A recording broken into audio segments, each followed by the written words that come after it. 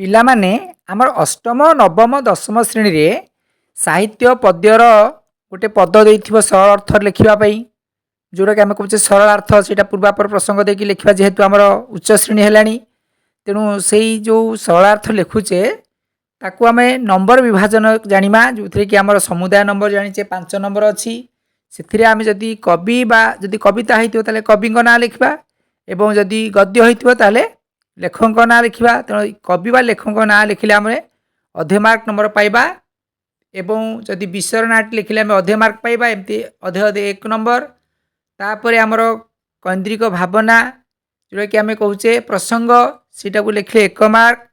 ତାପରେ ବିଷୟବସ୍ତୁ, ଯେଉଁଟାକି ଆମର 2 ଅଧେ, ଏବଂ ଶେଷରେ ନିଜସ୍ୱ ମତାମତ, ସେଇଟା ହେଉଛି ଆମର ଅଧେ ମାର୍କ। ଏମିତି ମୋଟ 5 ମାର୍କ ହେଉଛି। ଏବଂ ଏତିକି ଆମେ ଜାଣିବା ପିଲାମାନେ, ଯେତେବେଳେ ବିଷୟବସ୍ତୁ ଲେଖିବା ସେତେବେଳେ ଆମେ କ'ଣ କରିବା, ମନରେ ପ୍ରଶ୍ନ କରିବା, କିଏ କହିଥିଲେ, କାହାକୁ କହିଥିଲେ, କାହିଁକି କହିଥିଲେ, କେତେବେଳେ କହିଥିଲେ, କ'ଣ କହିଥିଲେ, କେଉଁଠି କହିଥିଲେ। ଏଇଭଳି ଆମେ ଯଦି ପ୍ରଶ୍ନର ଉତ୍ତରକୁ ଲେଖିଦେବା ତାହେଲେ ଆମର ସରଳାର୍ଥର ଉତ୍ତରଟି ସଠିକ୍ ହେବ। ତୁମେ ପିଲାମାନେ ୟାକୁ ଦେଖିବ, ଏଇ ପରବର୍ତ୍ତୀ ଅବସ୍ଥାରେ ଦେଖିବ ଯେଉଁ ସରଳାର୍ଥ ଲେଖାଯାଇଛି ସେଇ ଆଧାରରେ ପିଲାମାନେ ତୁମମାନଙ୍କ ପାଇଁ ଲେଖା ହେଇଛି, ତୁମେ ତାକୁ ବାରମ୍ବାର ଅଭ୍ୟାସ କରିବ।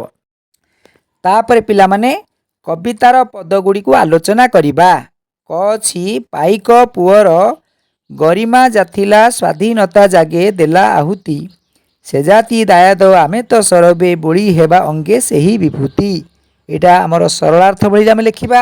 ଯେମିତିକି ଉକ୍ତ ପଦ୍ୟାଂଶଟି ଅଷ୍ଟମ ଶ୍ରେଣୀ ସାହିତ୍ୟ ସୁରଭି ପୁସ୍ତକର ଆସ ଉତ୍କଳୀୟ ବିଷୟରୁ ଆସିଅଛି। ଏଠାରେ ଜାତୀୟ କବି ବୀରକିଶୋର ଦାସ ପାଇକ ପୁଅର ଗରିମା ସମ୍ପର୍କରେ ଆଲୋଚନା କରିଛନ୍ତି। ତାପରେ ଆଉ ଗୋଟିଏ ଅନୁଚ୍ଛେଦରେ ଆମେ ଲେଖିବା, ବୀରମାଟି ଖୋର୍ଦ୍ଧା, ସେହି ମାଟିରେ ପାଇକ ପୁଅର ଜନ୍ମ, ତାର ବୀରତ୍ୱର ତୁଳନା ନାହିଁ। ସେ ବିଦେଶୀ ଶାସନ ବିରୁଦ୍ଧରେ ସଂଗ୍ରାମ କରିଥିଲା, ବିଦେଶୀଙ୍କୁ ଦେଶରୁ ତଡ଼ିବାକୁ ପଣ କରିଥିଲା।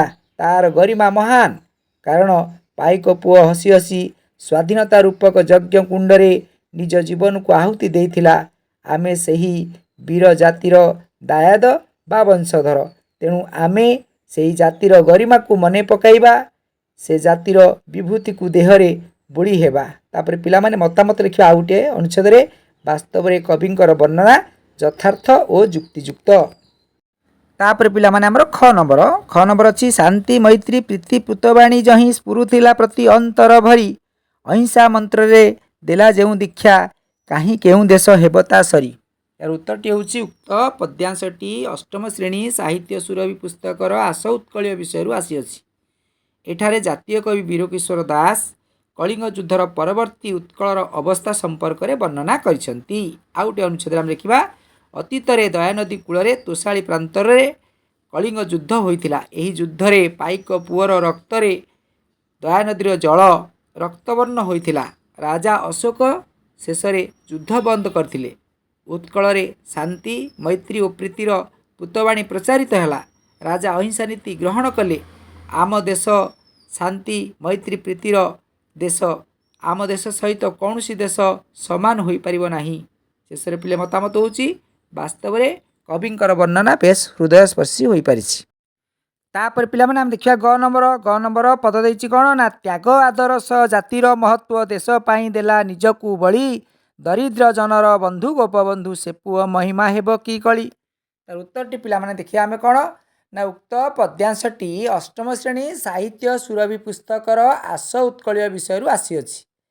ଏଠାରେ ଜାତୀୟ କବି ବୀରକିଶୋର ଦାସ ଗୋପବନ୍ଧୁଙ୍କ ତ୍ୟାଗପୂତ ଜୀବନୀ କାହାଣୀ ବିଷୟରେ ଆଲୋକପାତ କରିଛନ୍ତି।